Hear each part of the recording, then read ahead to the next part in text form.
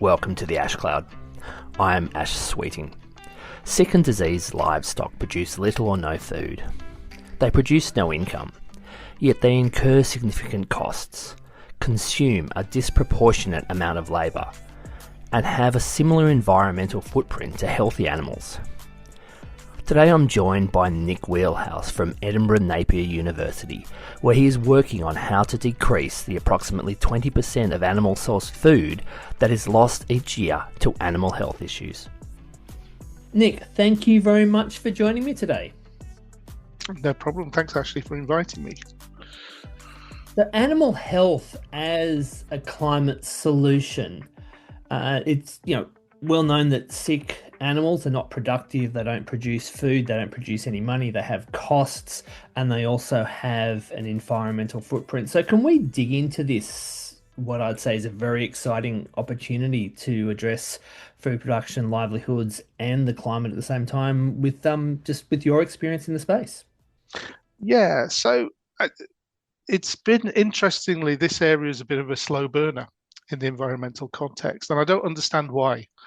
So the network that I'm co-leading has been going now for well over a decade, the GRA Animal Health and Greenhouse Gas Intensity Network, but it has struggled to gain traction.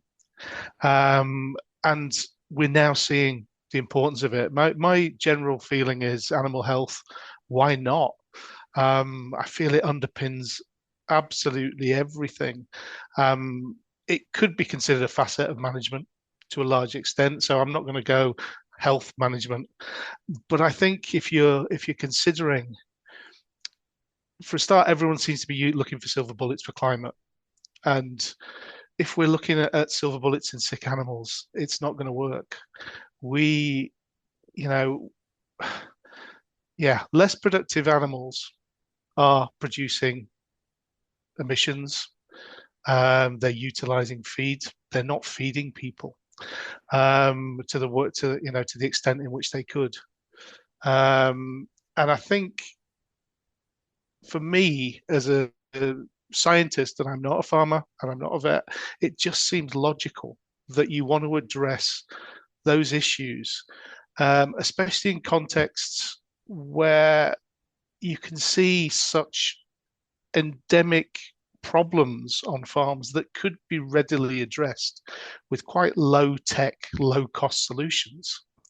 With relatively middling investment. I'm not going to say low, because nothing ever comes without a cost. Whether that's time, whether it's money, it's all going to have a cost. But it seems to me that health is such an important. It is. Background's originally nutrition. It's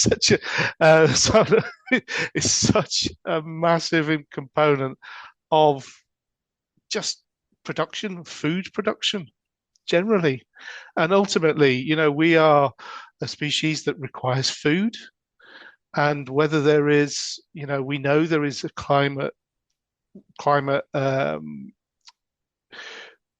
cost with food production, whether that's crops and livestock.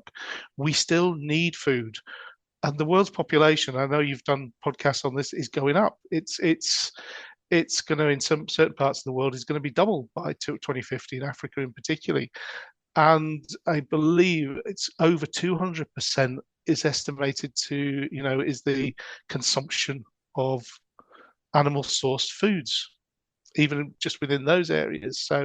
So we have to address how we're going to how are we going to feed the people in a context of climate change, and probably in the context of areas which are going to suffer the biggest actual burden of that climate change.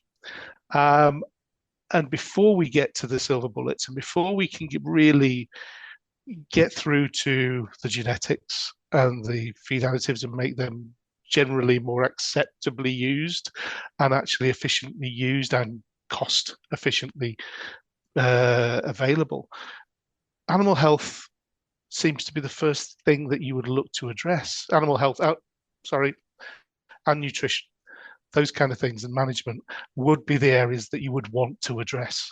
And I think those two go hand in hand because, if you have poor health, we know it. You don't want to eat. You actually get malabsorption of food. It's those two things go together. There's a lot there, and Yeah. Sorry.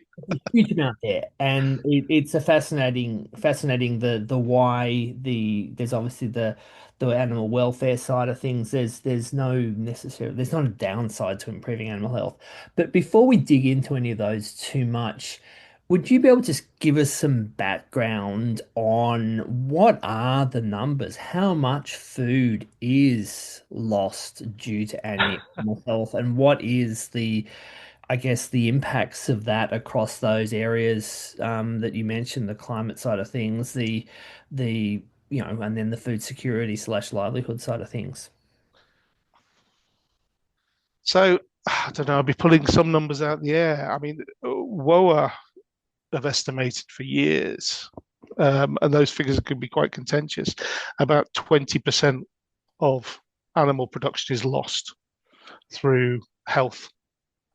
And those numbers are going to be different across the different sectors. So, global north, in sort of some of those very, I say advanced, but more industrialized systems, lower, and in much in the global south, higher burdens of disease.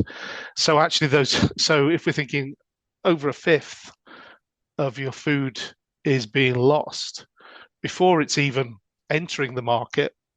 And we know even once things enter the market, if you don't have decent value chains, you get even more loss. In the very areas where you actually have the scarcity of resource, that's quite considerable. I think it's hard to gauge really in terms of the greenhouse gas, the emissions costs here, because we've seen on the whole, we've seen some estimates in some countries. The literature is relatively scarce. If I'm frank, we just put together a review paper on the back of the GGAA. And whilst it's not fully comprehensive, that it's not a massive sort of resource of literature in this area, and certain countries have done it, have invested far more in this than others. And I would say that's coming from Scotland. Scottish government's done remarkably in terms of the investment it's put in, and there's been estimates on diseases such as BVD, mastitis within that, and I believe the BVD figures, even though they look relatively small, and we're talking single figure percentages improvement, are still part of the rationale for our eradication schemes here. So they're actually there's real impact. In Northern Ireland, similarly, it's about 1.5 to 2% BVD eradication, and that's still part of their, the policy argument for eradicating BVD in those areas. I think for me, I suppose one good example is a study we've done recently, which was on the back of some work that was funded through the Wellcome and the Environmental Defence Fund in East Africa. And to be honest, we took a syndromic approach, because what I would say is that much of the arguments about animal disease and whether we're actually in a position to accurately get estimates is quality of data. And animal health data has been, this has been a big argument for a long time. Unfortunately, we knew I've been involved with one project, and I knew of another data set that was very high quality, one on calf mortality in Kenya and one on abortion, that I was involved in Tanzania, and we were able to extract sufficient data from there to get estimates, of the emissions from there. And I think from the Tanzanian data, the abortion data suggested that you may be able to reduce the emissions intensity of cattle production there by about 8%. And small ruminant production by about goats, particularly about 16%. So there were actually quite significant potential impacts on the emissions intensity. And when you looked at the food that was lost, that was considerable. If you look at it on a national level, you're losing food that could feed hundreds of thousands, if not millions of people, just on an annual basis, looking at a single syndrome. So actually, that was an interesting study to be part of, because we're looking very much there, A, at a syndromic level, B, at sort of taking not just the approach of let's look at the emissions intensity, but actually how much food is lost. And I think ultimately those two go together hand in hand. But from what we found speaking with farmers, at the moment we've got a project in Kenya, we're working with farmers and with the ministry.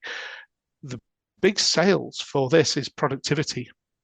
Most of the world wants to understand that if we can control disease, we will improve the productivity and the food security of those regions. And that environment is a really important co-benefit. But for an individual farmer, it's that productivity that's going to be important. I think there's a danger whenever you look at anything through too fine a lens, in that you're only looking at one attribute, and having farmers that have higher productivity, better livelihoods, better food security, more income, then they have resources to invest in doing things differently. They also have and they have the ability to manage things potentially with greater resolution, to address some of the climate issues that come from that as well. And one thing that I think you mentioned in your presentation in Nairobi at the GGAA was the study from Tanzania, where you had the fact that when animal disease went up in some of those cattle populations, from memory, the participation of girls in school went down, because when families have less income, they send fewer kids to school, and then frequently it's the girls who are the first ones to not go to school or be taken out of school. And then this is not just a matter of a single generational in this issue, because the best way of having a smarter next generation is to have smarter and better educated mothers.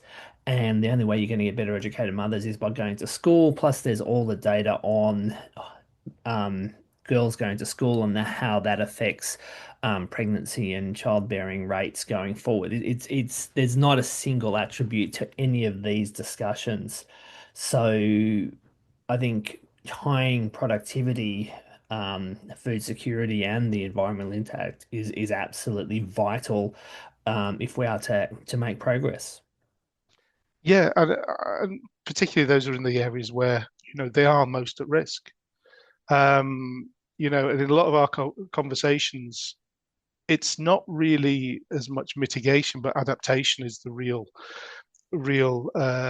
interest for a lot of the policy makers down, in the sort of East Africa region, because they feel that animals who are more resilient, better health, will be more resilient to those impacts of drought, those impacts of flooding that they're seeing more and more. And I think so. We've really been focused on mitigation for a long time, but actually, what some people in some parts of the world are saying are, we're also see this as a key adaptation mechanism, and we're looking to put this into policy, and that's really important, I think, in terms of the arguments. Yeah, but I think equally what we're finding is that, I think it's so important to actually look. I think people want to have simple solutions, and they want to have global solutions. And actually, we know farming systems are complex, and they're very, very different. As some of our, we recently had visitors who looked in the, who came to visit some of the Kenyan dairy farmers that we're working with, and they imagined a much more intensive system than they saw, and went, yes, we can understand now some of these issues. We don't, we didn't appreciate these issues. But also, I think, that for me, I'm a disease specialist. I'm not a vet. I work here as a microbiologist, but I'm very much interested in the infectious disease side of things. And actually, it's not a one size fits all. And what we're finding, I think it's pretty logical that across the world, there are some things that are very similar. Some diseases, if you're looking at abortion, that's my area of expertise. You go to East Africa and it's BVD and Neospora are similar to sort of the levels that, the higher levels, but they're similar challenges to what farmers would face in the global north. But you also have the increased risk of diseases such as Rift Valley fever. That comes back to the the adaptation of the farming systems, and seeing a lot more of those kind of vector-borne diseases. And so it's not, so every region, every country is going to have its own priorities in terms of animal health. And I suppose the challenge is when you're trying to present this in an international scale, it's actually, how do you do that with an incredibly diverse, when people have these diverse different priorities, and also that, climate may not be the number one priority for prioritizing disease, that economies, export are often, if you ask governments which diseases should you prioritize for, would you want to prioritize? A balance of different attributes, and climate and environment being one of them, but food security, productivity, and other things also fit into those decision, I guess, matrices, for want of a better word. Well, yeah, I think one of the things we're working on quite extensively at the moment is trying to develop a bit of a framework to try and take into account these different measures, because it's taken a little bit longer than we expected, because it is so complicated, the decision-making processes. And especially when you have potentially competing, ministries, etc. With the One Health context and food security, and foodborne pathogens, etc., which can be very, very different prioritization to maximizing productivity. There's not many, Ministry of Health who's that bothered about, and helminths. They've got helminths in, and in animals, but brucellosis, for instance, is a disease that gets a lot of headlines.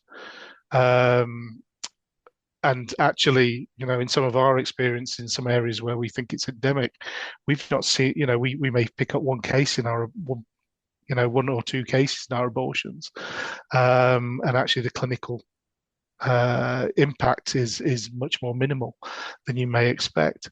So it's a complicated issue, and I think that's one of the reasons why people have shied away from it. That and the fact, and really, if you look at it, healthier, more productive animals produce more emissions. It's an argument. It's quite a hard sell to actually get people's heads around that what you're trying to do is reduce the emissions footprint of the product that those animals are producing, and healthier, productive animals produce much more product. And what you're trying to do is increase that productivity to outstrip that increase in emissions that those animals produce. And it's, as I said, it's quite a hard sell, and it can be quite complicated to actually get over. And I'm not sure how effectively I am getting that over at the moment. Well, I think on that note, if roughly 20% of, and if we're 5% out, in that if it's somewhere between 25 and 15%, that's still a lot of food that's being lost and a lot of potential income that's being lost. And this is kind of my thoughts on this, but it's relatively easy to picture a animal production system or farm in Africa or in the global south, South America or parts of Asia, where the animals are skinny, there's few animals, there's not a huge food abundance of animal feed, and you think, okay, those animals, there's some fairly low-hanging fruit in terms of the animal health improvements that could be made there. But then when you start to look at the much more sophisticated animal production systems in the global north, you have, soaring rates of liver abscess, which, are dealt with antibiotics, but they're not without their implications. The issues of mastitis and breakdown in dairy cows, where you've got, one cow only doing 2.5 or so lactations, so close to 50% of that animal's life is pre-production compared to what's post-production, and that has costs in terms of rearing those replacement heifers and feeding them, but there's also all the emissions that they produce while that's being done. And I've been on farms um, in Australia where you look at the state of the animals and they don't look that dissimilar from some of the farms you see in the global south. So I think there's the structure and the government structures and the policy structures and the delivery of solution structures are going to be very different. But I think there's more to this than seeing it as purely a global south challenge, rather than it's a challenge that has opportunities across both the global north and the global south. They just, as you said, it's complicated, and you're going to pick up one that you've developed for Kenya and then roll that out in Switzerland. Um, Yeah, and I think it's that incremental thing. I mean, where I see it is there will be benefit. There is definitely, going to be production benefit of reducing disease in the global north. It's just we might be looking at smaller increments because often some of that low-hanging fruit has already been addressed. And the availability and the veterinary care that some of those animals would have, well, the farms have at the disposal, is not at the disposal of farmers in much of the global south. And I think there has been over the last probably decade a significant increase in the number of veterinary schools, that in Africa in particular, to try and bring through more vets. But there still is significant problems in terms of, I mean, it's still getting vets into the areas that they're needed, still get, cold chains to actually get the products that we currently have to the areas that they're needed. Um, and I think, and those products being affordable for the farmers, that are ultimately the consumers of those products, because it is inherently private sector. And actually, that's quite important as well, because I think, you have to, if it's not private sector, you have to get over farmers often natural, natural, I suppose, not concerns, but their slight thing about government interference in their They love systems. of their independence. Maybe that's and I think that's quite an important issue as well. So it's not just the fact that, I think we're on a project that's been run primarily by ILRI at the moment, working on mastitis, subclinical mastitis in Kenyan dairy farms, and we've started off with hygiene, and management, and basic, and sort of basic management, rather than, to try and reduce. Just to Uh, provide some context on that, and tell me if the numbers that I remember from discussions I've had on this are that the average dairy farmer in that part of the world in Kenya will make around 70 odd dollars of income per cow per lactation or per year. And the cost of the subclinical or the treatment for the subclinical mastitis is around $10 per treatment. Correct those numbers if you think they're incorrect. Basically, you're looking at, what's that, 12-15% of your income on a subclinical disease. And sitting here in the global north, you think $10 isn't a hell of a lot. But when you think of that's what the income from that animal is for the entire lactation, then that's a very expensive treatment. So having that value proposition where they're getting the gains out of that when it's needed, but not having to do it when it's not needed. There's a clear differential in that value proposition, or there needs to be a way of creating that value for the farmer to implement a solution when the cost is such a high percentage of their income.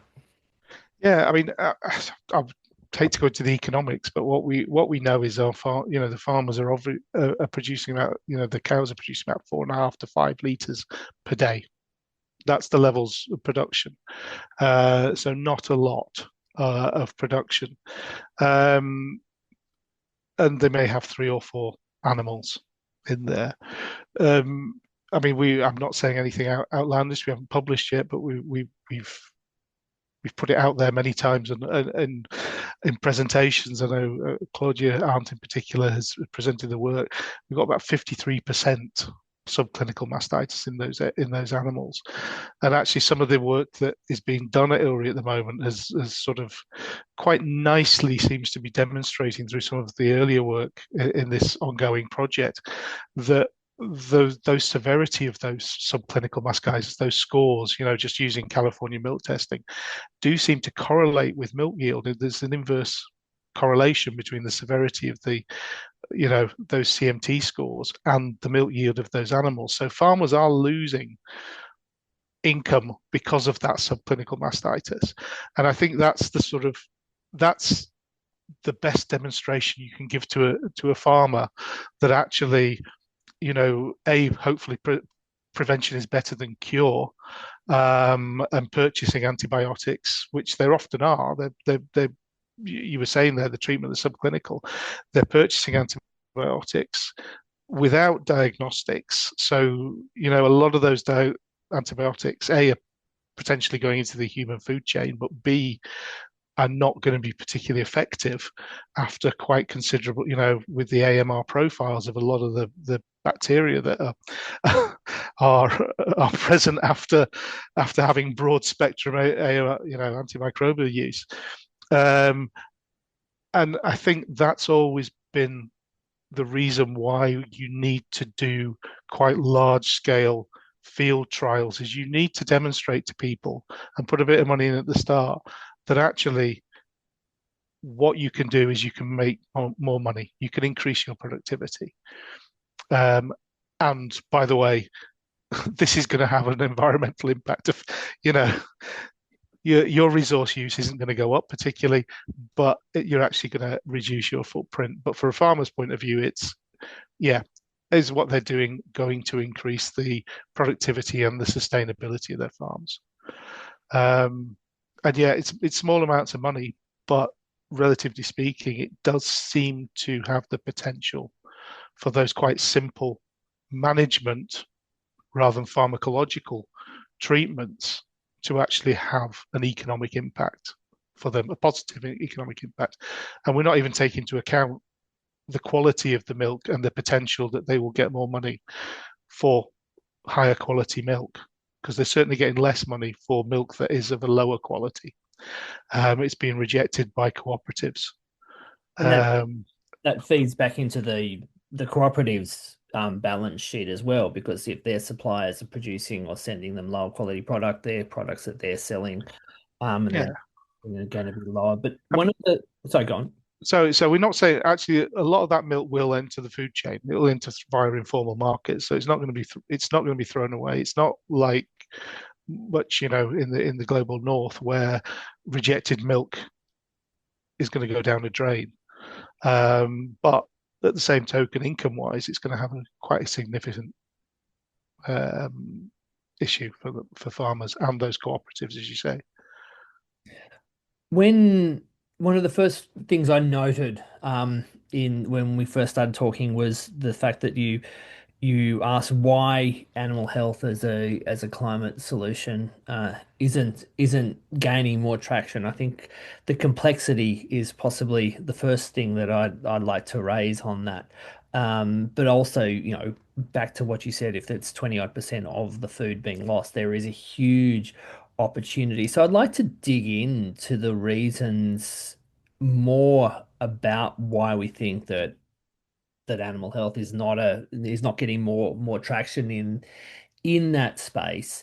And the other side of this is that with all these complexities, it's something that's going to need resources to address, be that capacity building education campaigns between farmers and cooperatives, be that development of the appropriate products or development of the cold chains to get them there.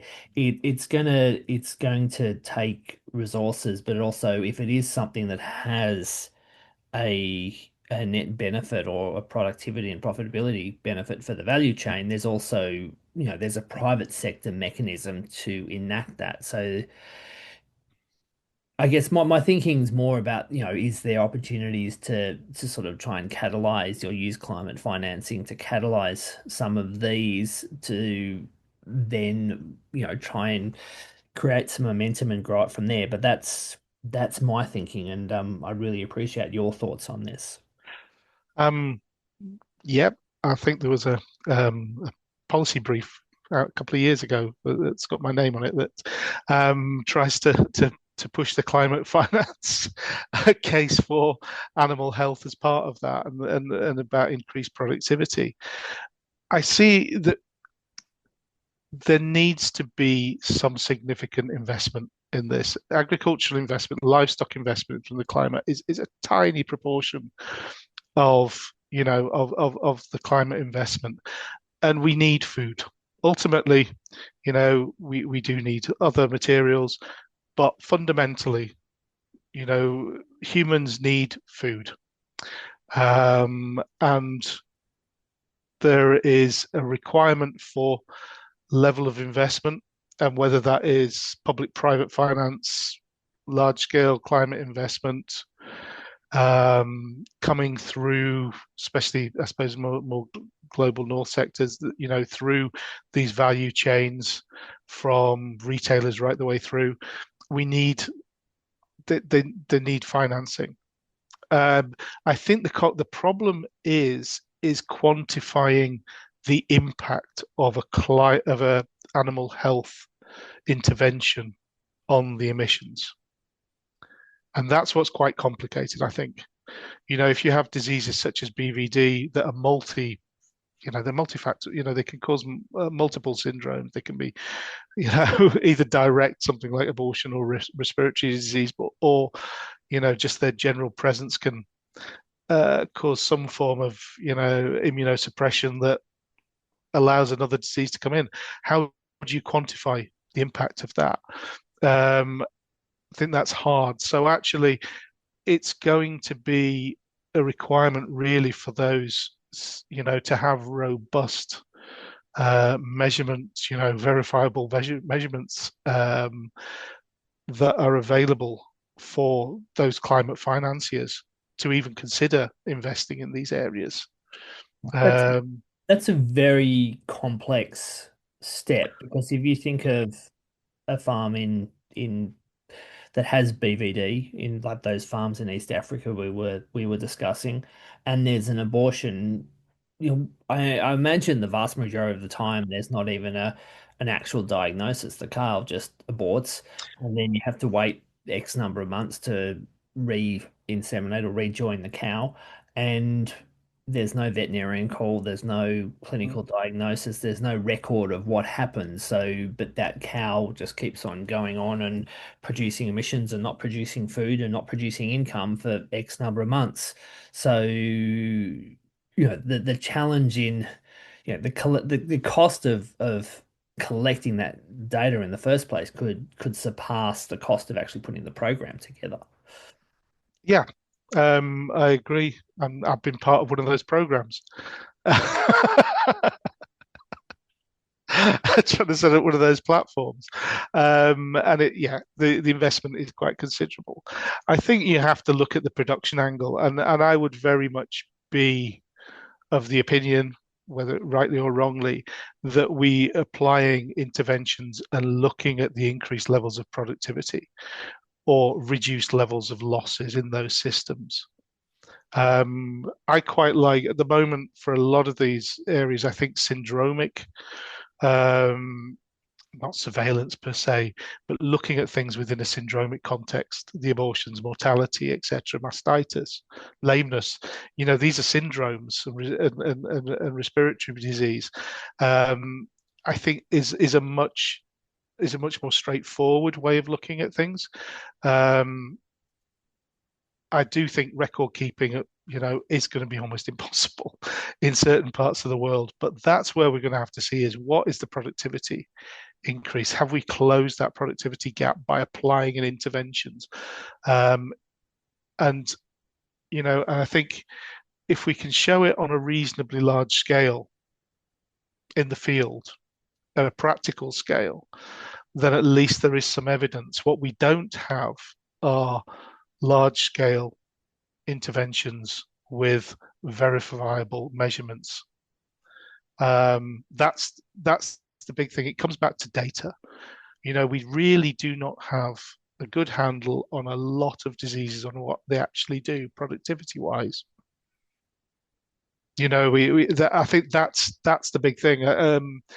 And I think I come to it very much. My original background was as an animal scientist, and then I started working in veterinary disease and bacterial diseases, and very little did we really consider. I felt we didn't consider the overall issues of productivity when we were doing that. I thought parasitologists actually probably do more than anybody else, but that was a big gap. And I think that's something that we need to address. What do diseases do to productivity? If you can measure productivity losses, you can go quite far in terms of measuring what the emissions costs of those diseases are, frankly. But we need that data, or we need ways of actually extracting that data from existing data sets. So on that note, where do you see the opportunities and what can be done, I guess, short term and then more medium term? I think I've said before that I've said, and I'm not going to contradict myself, that said that the space it's been a slow burner since I've been. I didn't join the network at the beginning. I joined it when it was a year or two in, and that's been over a decade. But the conversations are starting, and the conversations, with major players are starting. And I mean, you were at the GGA conference as well as me. I was quite shocked, actually, that animal health has become a bigger topic. I think it's quite quickly, very quickly, in probably the last 2 or 3 years. I think the FAO report that was co-authored by lead author was the co-lead of my network, Shada Roshkan, a few years ago, really did probably, I don't want to say for the first time, but really did put the animal health and climate on the map. That was the animal health and climate commitments, FAO report.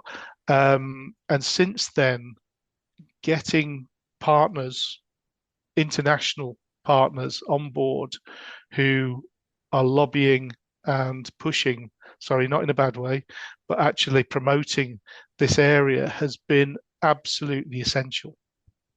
And I see that actually in the near future, it's really, really positive. The landscape is looking very positive in terms of potential investment in this area to actually get some of this data and actually get, and be able to upskill countries to be able to do some of these estimates and disease prioritizations. I see that really happening, and I'm quite excited about it. Not now, but in the near future, I see that happening. What do you see as the I guess we discussed this slightly earlier about there's very different uh, solutions depending on the disease and the context and the production system, the geography, even the culture of the country. Um, is there any way, I guess, of summarizing the needs in terms of what's needed to get solutions out there into farmers' hands or to actually realize this potential? Sorry, that's a bit of a wobbly one, but No, no, no, no. I think it's something that you consider, isn't it? I mean, I think the first stage is prioritizing what the diseases are that are important on the ground, because it's only then that you actually can actually understand what solutions are required within that ecosystem. I've, got projects in Kenya at the moment. I looked through the literature and did a disease prioritization of literature. We spoke to the government and then we spoke to the farmers and came up with completely different diseases, um, and challenges. So I think those areas, doing something theoretical, you actually need to get some boots on the ground and find out what is actually the real challenges within that area. And actually then picking something that you can do something about in the first instance, the lowest hanging fruit. It might not be the one with the biggest emissions impact or the biggest productivity impact, but something you can do something about today within the the confines of and the limitations of your system. I think that is the first thing that you want to do. And then we can start talking about the technological challenges of designing new vaccines or sustainable anti-helminthic treatment that doesn't, or tick treatment that doesn't rely on anti-parasitides that have got ecological problems and resistance and things like that. I think that's what you do. You do something that we can do today, and that you can give people the tools and empower them to actually be able to do something about it, and make a tangible. I'm not saying the silver bullet. I'm not talking 50% drops here. I'm talking about a tangible, measurable drop in their emissions, which is the result, emissions intensity, which is the result of seeing some increase in productivity and give them something back for the effort that they're going to naturally have to put in to employ, to do something about it. so something would it be too simplistic to say something that would, excite the farmers who are implementing that and they'd be thrilled about it and want to do more and likewise with the local governments? I think, yeah. I mean, I think it's exciting is always an interesting term. Mm. I think if farmers can see, if people can see benefit to what they're doing, and that's what I'm saying, it's something that will make a tangible difference to them that is worth the effort of having to employ that technology, rounding up those animals from God knows where they are, if they're, even if it's a hill sheep in Scotland or whatever. Something that makes it worthwhile for them, that they can see that they are making a difference. I think unless there is some kind of, I mean, it's got to be that. I think that's the carrot that farmers have, because I can't see that many governments being in a position to, with the carrot. And I don't see, I think we've seen recently with certain countries forcing implementation of certain things that stick doesn't always give positive responses.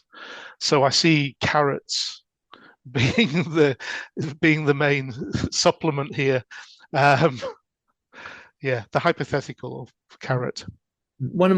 I know I've mentioned this before, but one of my favorite agricultural technology adoption stories or examples is actually the installation of solar powered irrigation pumps in southern Afghanistan.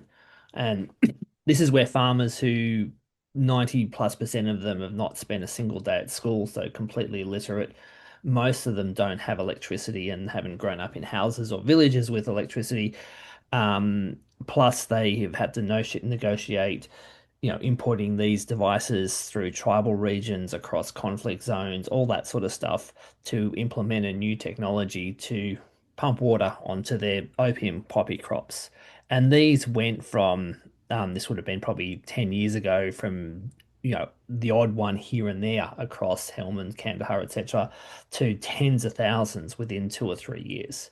So they came over all those overcame those barriers of never experiencing the technology, illiteracy, so they couldn't read about it or research it, and just the logistics and cost of getting it there because there was the value to them. And I think that really shows that farmers will overcome a whole bunch of barriers if the benefits are there.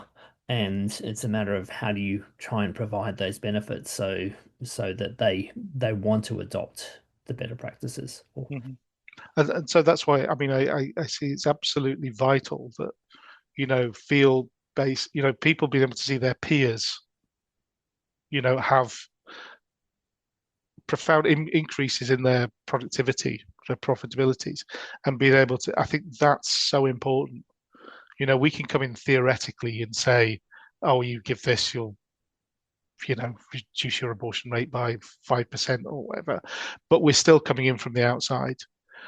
And I think it's really important that on the ground there is some potential demonstrable change that farmers can see, and that's really important. I think the other thing that you raised there that's really important is that often, farmers themselves don't see themselves as leaders, but actually technologically, farmers are remarkable and farms are remarkable. Probably, their adoption of technology is, they are very quick to adopt technology anywhere in the world that's available to them within their space.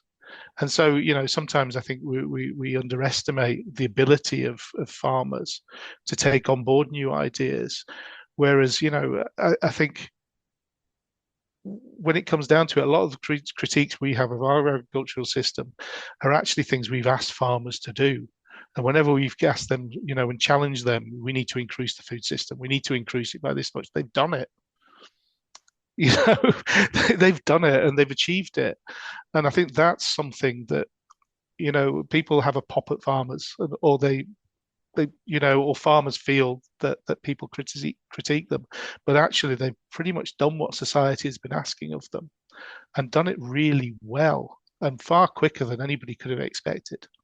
So I think that's something and that's why I've got quite confidence in the future. And as I said, I don't think we're not suddenly going to, by improving and increasing animal health, even if we got rid of every disease, the emissions are going to go up, but what they would do is they go up a lot slower than if we have to provide 20% more animals to produce the same amount of food, than we would do without getting rid of these diseases.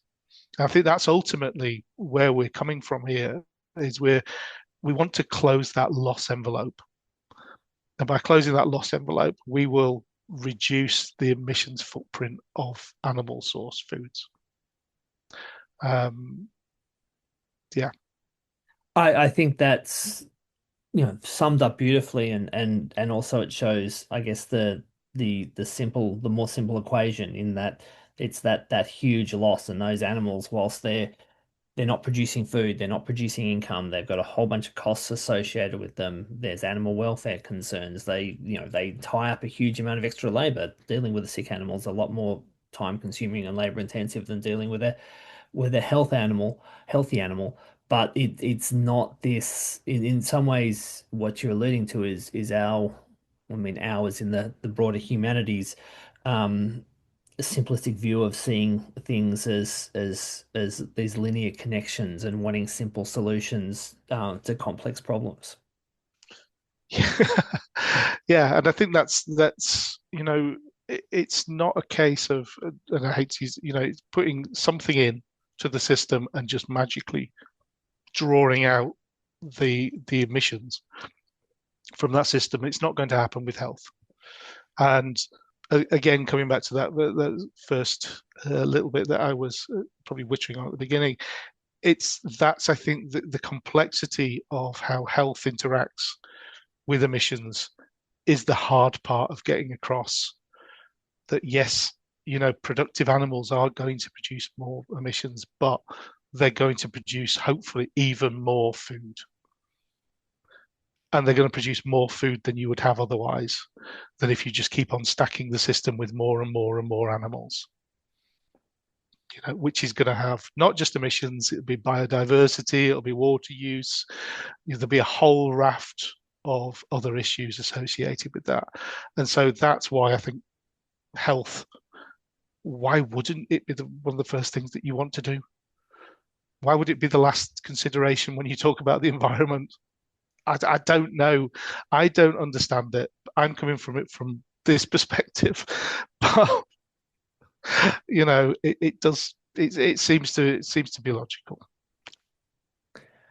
Nick, thank you so very much. And before we go, is there anything you'd like to add that we haven't already discussed?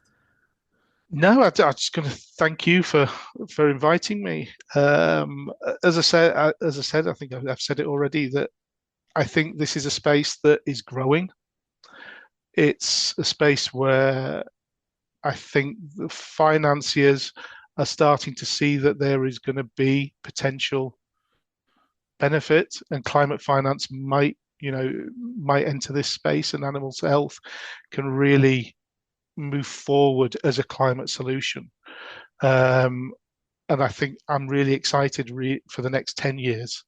As I said, I've been sort of dabbling in the space for the previous 10 years, but I'm really excited about the next 10. And yeah, all I can say is that, I'm grateful for all the advocacy that is being done in this space by the international community, including yourself, by inviting me on this podcast. So thank you ever so much. And just thank everybody who is working here incredibly hard. There's a lot of people who maybe don't get quite the credit. Nick, thank you very much. Thank you. Thank you for listening to the Ash Cloud. Please subscribe to Ash Cloud if you've enjoyed this podcast, where I will continue to discuss food sustainability with guests who bring a deep understanding of the environmental, political and cultural challenges facing our society and creative ideas on how to address them.